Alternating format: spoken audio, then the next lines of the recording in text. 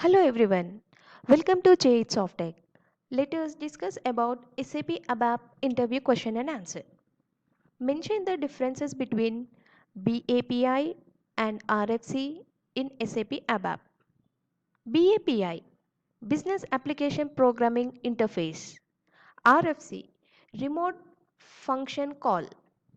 It is a standard programming interface that allows accessing business process as well as data for external application in the R/3 system. It is a standard SAP interface for communicating between various SAP systems, used to access SAP functions across stable, formal, and dialogue free interfaces. It is used to call the function modules that reduce on various machines. Success or error messages will be returned on a return table. It does not have a return table.